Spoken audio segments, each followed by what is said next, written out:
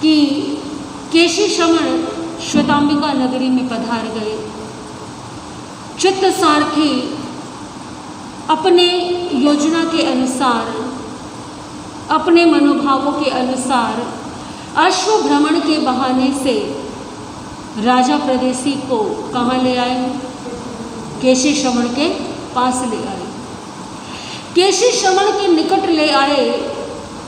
दूर से ही देखा प्रदेशी राजा ने केशी श्रमण को। कुछ मिश्रित से विचार जो है वो उत्पन्न हुए। सोच रहे हैं पता नहीं ये कौन है जिसने इतने सब लोगों को प्रभावित किया हुआ। ये सब इसकी बात सुन रहे हैं, इसका अर्थ ये है कि कुछ ना कुछ बात तो इसमें अवश्य। चेहरे पर भी बड़ा तेज है, बड़ी कांति है, रूप है। क्या खाते होंगे, क्या पीते होंगे? मन में संकल्प विकल्प उत्पन्न होने लगे। मन समाधान ढूंढने का प्रयास कर रहा है, परंतु समाधान तो चित्त सारथी से पूछा, कौन है ये, क्या परिचय है इनका, ये इतने रूपवान कैसे है, इतना तेज कैसे है इनके चेहरे पर? बताया, चित्त सारथी ने परिचय दिया। ये भगवान पार्श्वनाथ की परंपरा के श्रमण हैं, जैन साधु। 4 ज्ञान के धारी हैं, जाति संपन्न हैं और अन्न जीवी। जाति संपन्न है अर्थात आप ये मत समझिएगा कि कोई ऐसे ही साधु बनकर के बैठ गया।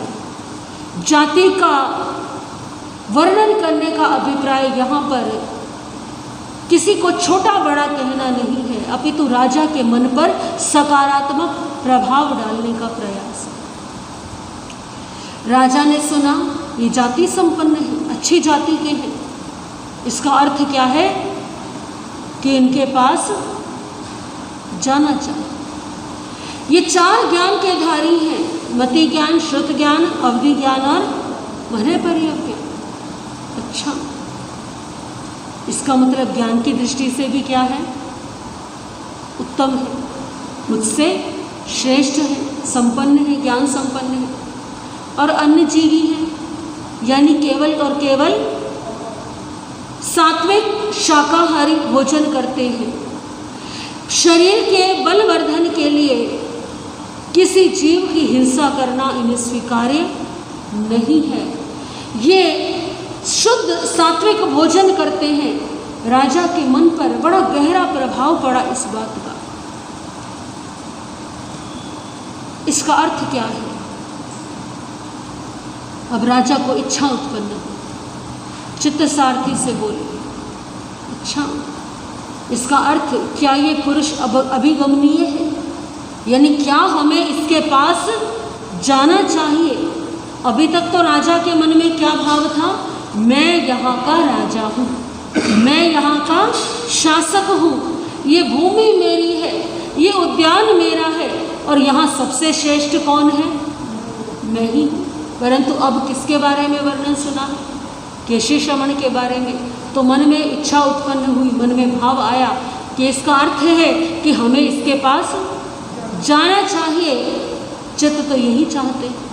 हाँ स्वामिन, हाँ महाराज, जाना चाहिए।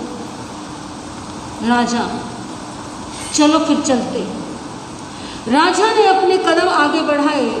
अब राजा आगे है और चित्त सारथी, क्योंकि चाहते हैं कि चित्त सारथी कि केशी श्रमण से जो भी वार्तालाप हो वो किसका हो?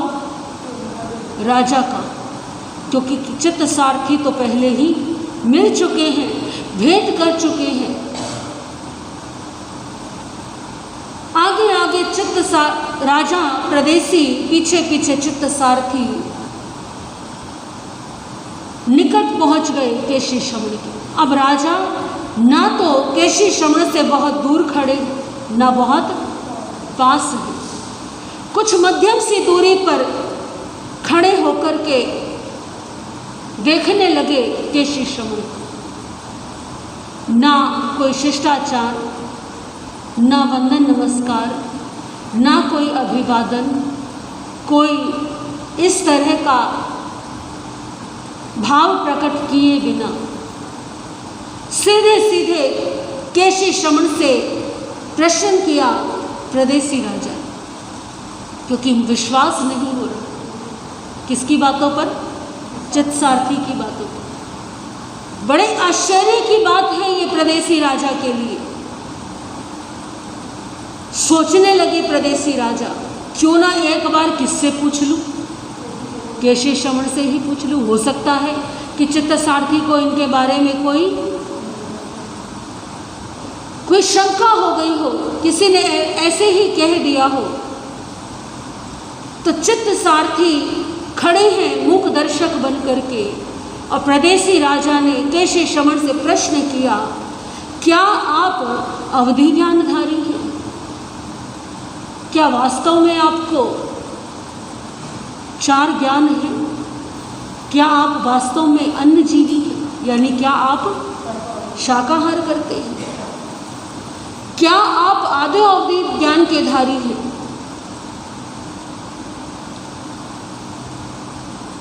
पूछा। केशी श्रमण भी देख रहे हैं। इतना तो समझ गए केशी श्रमण कि कौन है ये?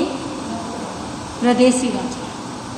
क्योंकि चित्तसारथी ने पहले ही परिचय दे दिया था, बता दिया था कि प्रदेशी राजा का व्यवहार कैसा है, और ये भी बताया था कि मैं आपके समक्ष उनको लेकर के आऊँगा।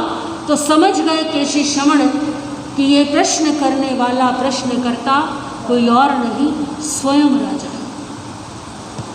केशी श्रमण से प्रश्न किए हैं। केशी श्रमण देख रहे हैं प्रदेशी राजा, बड़े ही अनुभवी, बड़े ही ज्ञानी, बड़े ही विद्वान केशी श्रमण शांत भाव से गंभीर वाणी में प्रदेशी राजा को कहते, हे प्रदेशी, जैसे कोई व्यापारी वो राजा को कर नहीं देना चाहता, टैक्स नहीं देना चाहता, तो वो क्या करता है? आप भी तो व्यापारी हैं। आप भी यदि सोचें हम भी क्या बचा लें, टैक्स बचा लें, तो उसके लिए क्या करना पड़ेगा? आप कहेंगे महाराज यहाँ थोड़ी बताएंगे कि उसके लिए क्या करना पड़ेगा। यदि कोई व्यापारी राजा को टैक्स नहीं देना चाहता, कर नहीं देना चाहता, तो वो राजा के समक्ष आने की इच्छा नहीं रखता। क्या करता है? वो बचता है। किससे? राजा से। व्यापारी भी ऐसे ही करते हैं। टैक्स बचाना हो तो क्या करेंगे? जो भी काम ऐसा है उसको क्या करेंगे? छुपा देंगे। यदि सामने आया तो राजा को कर तो देना ही पड़ेगा। यदि खुल कर के व्यापार कर रहे हैं तो कर तो देना ही पड़ेगा, टैक्स तो देना ही पड़ेगा। अब कोई व्यापारी ये सोचे कि मैं व्यापार भी करूं और मुझे टैक्स भी ना देना पड़े, तो क्या ये संभव है? आप भी काम करते हैं, व्यापार करते हैं, नौकरी करते हैं, आपकी भी आय होती है। यदि वो आय तय सीमा से अधिक है तो निश्चित रूप से टैक्स तो देना ही होगा, कर तो देना ही पड़ेगा। और जो व्यक्ति कर नहीं देता वो राजा से प्रश्न पूछने का अधिकारी भी, जो व्यक्ति टैक्स पे करता है तो राजा द्वारा दी गई सुविधाओं का लाभ भी वही ले सकता है। यदि कोई व्यक्ति कर भी ना दे, कर को भी बचा ले, छुपा ले और राजा के सामने खड़ा होकर के प्रश्न भी करने लग जाए, तो एक तो चोरी और ऊपर से। तो केशी श्रवण ने कहा कि राजन, जो व्यापारी कर नहीं देता वो राजा के सामने भी नहीं आता, प्रश्न भी नहीं करता। प्रदेशी राजा सोचने पड़ गया, क्या मतलब? मैंने तो इनसे प्रश्न किया और इन्होंने मेरे प्रश्न के बदले क्या कर दिया? प्रश्न कर दिया। राज्य किसका है? मेरा है। ये भूमि मेरी है, ये उद्यान मेरा है, और मेरे राज्य में आज बाहर से कोई व्यक्ति आया है, मैंने उससे कुछ प्रश्न किया है, उसे उत्तर देना चाहिए, और ये बदले में क्या कर रहे हैं? मुझसे ही प्रश्न कर रहे हैं। क्या अभिप्राय है आपका? क्या अर्थ है? आप कहना क्या चाहते हैं? केशी श्रवण प्रदेशी राजा से कहते हैं, देखो राजन, जो व्यापारी कर नहीं देता वो सीधे रास्ते से नहीं आ सकता। तुम यहां पर आए और तुमने मेरा कर नहीं दिया, तो तुम क्या हो? चोर हो, जो कर नहीं देता और ऊपर से क्या पूछ रहे हो? तुम मुझसे प्रश्न पूछ रहे हो।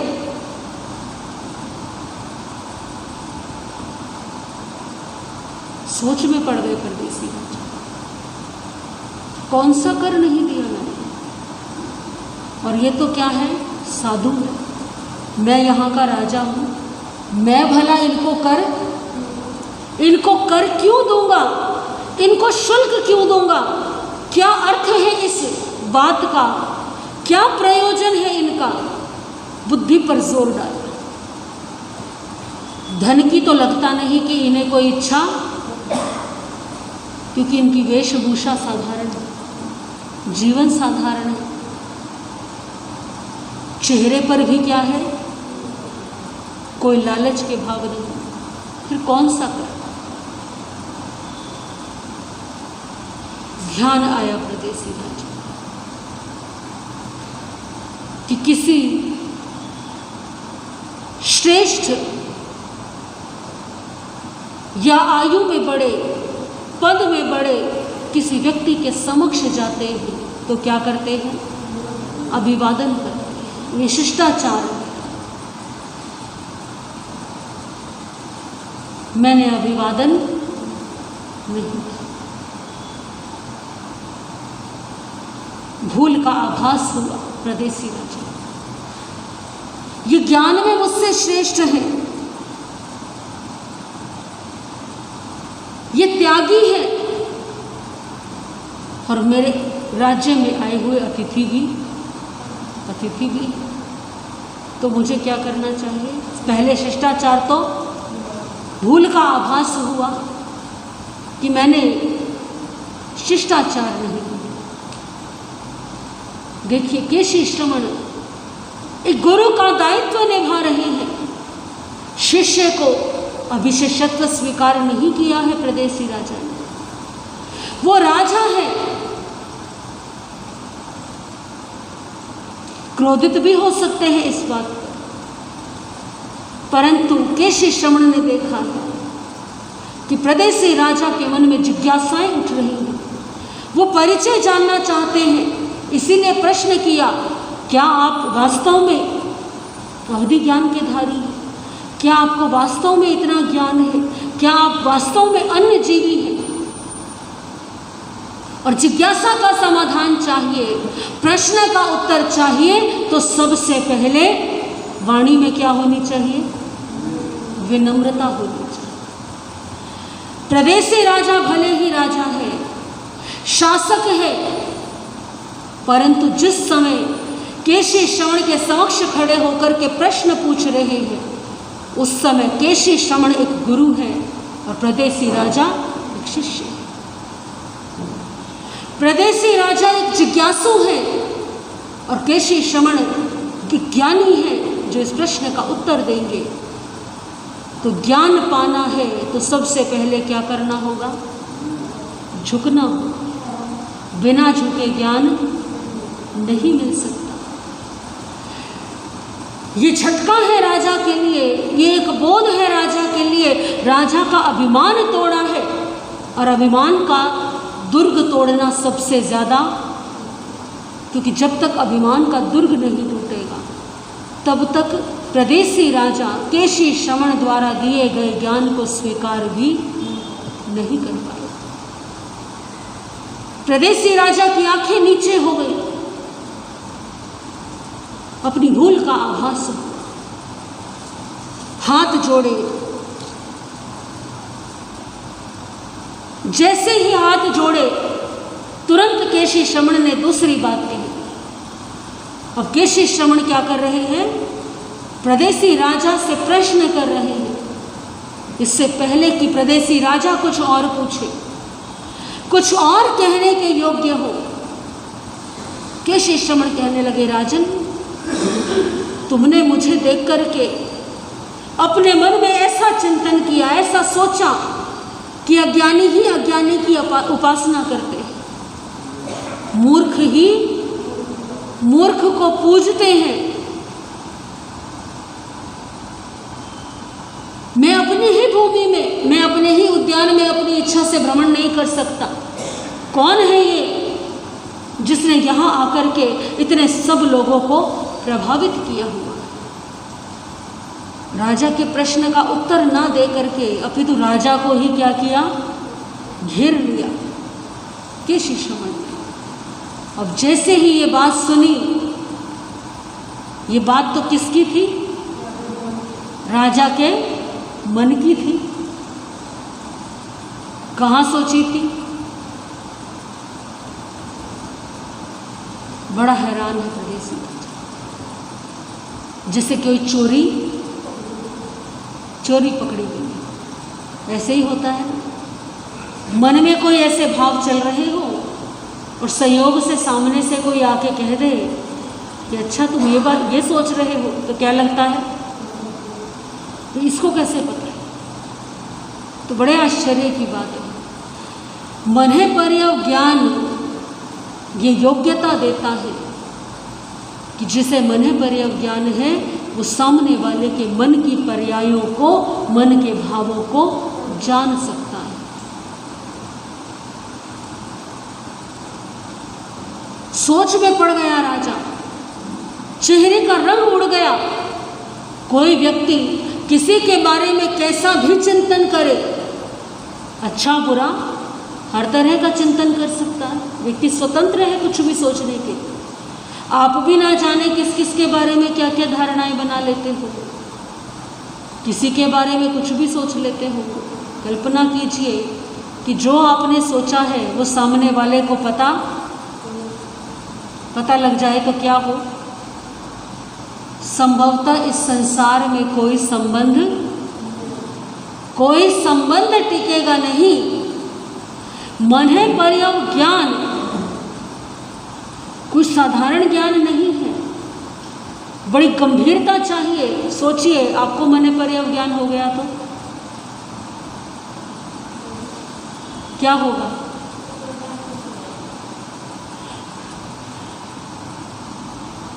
हर व्यक्ति के सामने जाकर के जो है वो हमारे बारे में क्या चिंतन करता है, क्या सोचता है सामने वाला व्यक्ति, ये जान जाएंगे।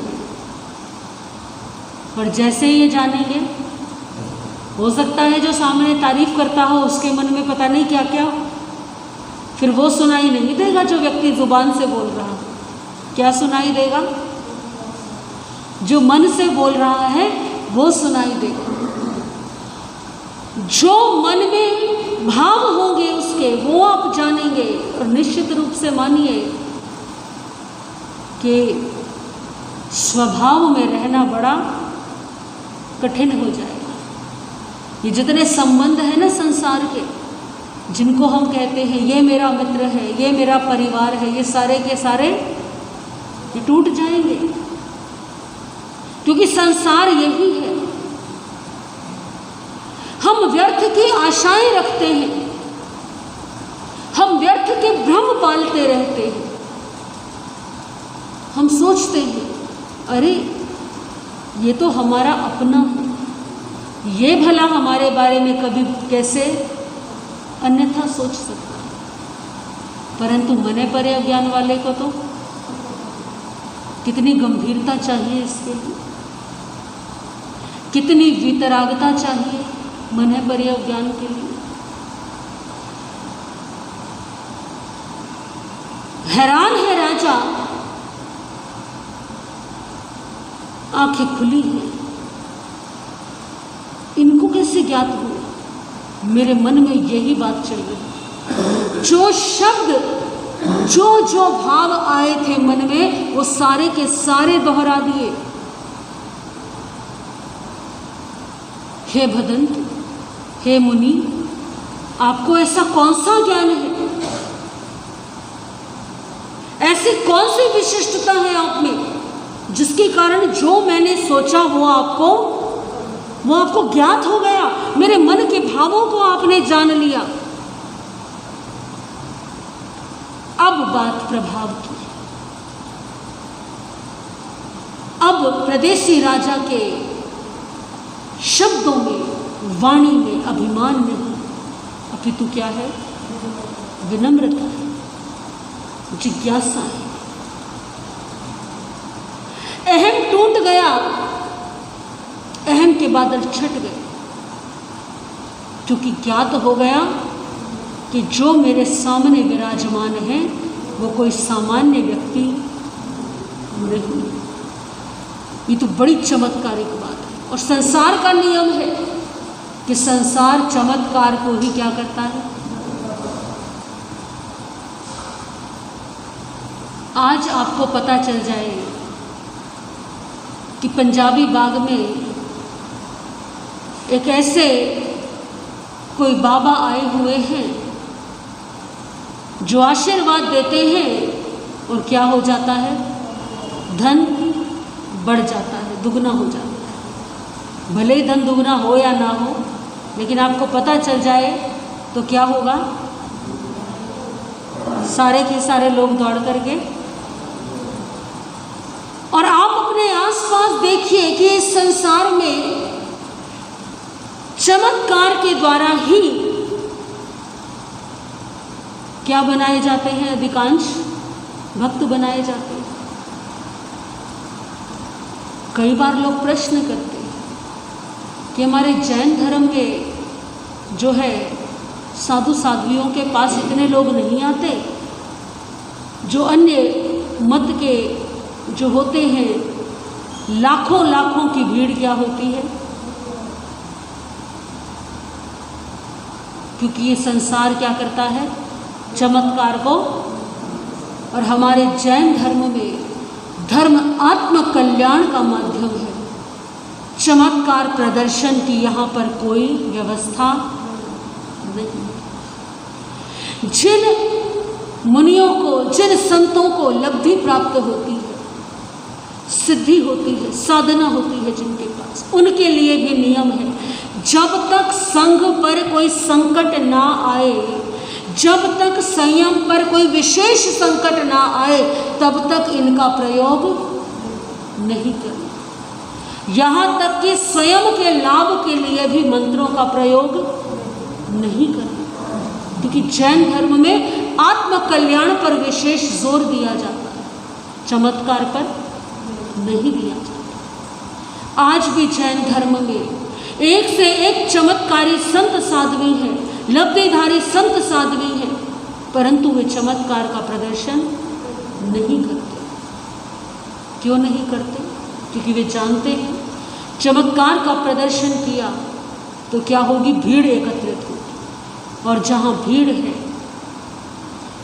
भीड़ है वहाँ आत्म कल्याण नहीं हो सकता। साधक भीड़ में ही उलझ करके रह जाएगा। लोग चमत्कार देखने के लिए आना पसंद करेंगे, लेकिन धर्म का मूल क्या है? आत्मकल्याण। लक्ष्य है हमारा आत्म कल्याण करना, इस संसार में प्रसिद्धि प्राप्त करना हमारा लक्ष्य नहीं। इस संसार में हजारों लाखों अपने भक्त बनाना ये एक संत का कार्य नहीं। एक संत का लक्ष्य है अपने जीवन का कल्याण करना और दूसरों के जीवन कल्याण में भी निमित्त बनना। आप धर्म सुनिए, आप गुरु चरणों में आकर के धर्म की बात कीजिए, आपको धर्म का ज्ञान देंगे, पर व्यर्थ की चर्चाएं नहीं। और जहाँ धर्म की चर्चा होगी, जहाँ चमत्कार की बातें नहीं होंगी, जहाँ सांसारिक राग रंग की बातें नहीं होंगी, तो वहाँ भीड़ भी क्या है? भीड़ भी नहीं होगी। केशी शमन ने यहाँ पर जो बात कही प्रदेशी राजा को, ऐसा नहीं कि अपना प्रभाव बढ़ाने के लिए, अभी तो प्रदेशी राजा का अभिमान टूट जाए, प्रदेशी राजा को यह ज्ञात हो जाए कि केवल राजा होने से या शासक होने से कोई बड़ा नहीं हो जाता। एक श्रमण के, एक संत के ज्ञान के आगे राजा क्या है? छोटा है। जब देखा केशी श्रमण ने कि प्रदेशी राजा अब झुका है, विनम्र हुआ है, जो अभिमान था वो चूर हो गया, तब केशी श्रमण ने प्रदेशी राजा को समझाया। हमारे आगमों में 5 प्रकार के ज्ञान बताए गए हैं। मति ज्ञान, श्रुत ज्ञान, अवधि ज्ञान, मनः पर्यव ज्ञान और केवल ज्ञान। जो मनः पर्यव ज्ञान है, उस मनः पर्यव ज्ञान के माध्यम से मैंने जाना कि तुम्हारे मन में क्या क्या चल रहा।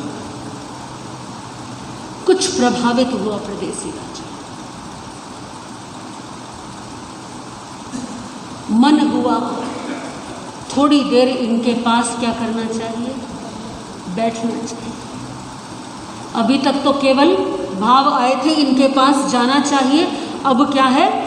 बैठना चाहिए। तो पूछा प्रदेशी राजा ने, क्या मैं यहाँ आपके निकट, आपके समक्ष बैठ जाऊं?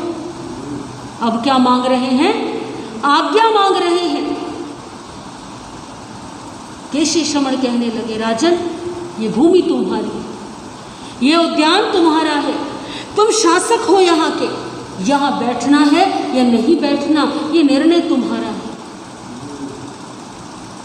क्यों कहा केशी श्रमण ने ऐसा? स्वीकृति भी दे सकते थे, परंतु क्या कहा कि भूमि किसकी है? भूमि तुम्हारी, उद्यान तुम्हारा, तुम शासक हो यहाँ के, तो बैठना है या नहीं बैठना जैसे तुम्हारी मर्जी हो, जैसे तुम्हारी इच्छा हो। किन भावों से ऐसा कहा है केशी श्रमण ने, क्योंकि बड़ा इसके पीछे भी रहस्य है। ऐसे ही नहीं, एक एक शब्द जो केशी श्रमण कह रहे हैं वो प्रदेशी राजा के चित्त पर चोट करने के लिए कह रहे हैं। तो क्यों कहा है, क्या भाव है केशी श्रमण का ये कहने के पीछे, इसके विषय में जैसा वर्णन आएगा वैसा आप श्रवण करेंगे। आज की चर्चा यही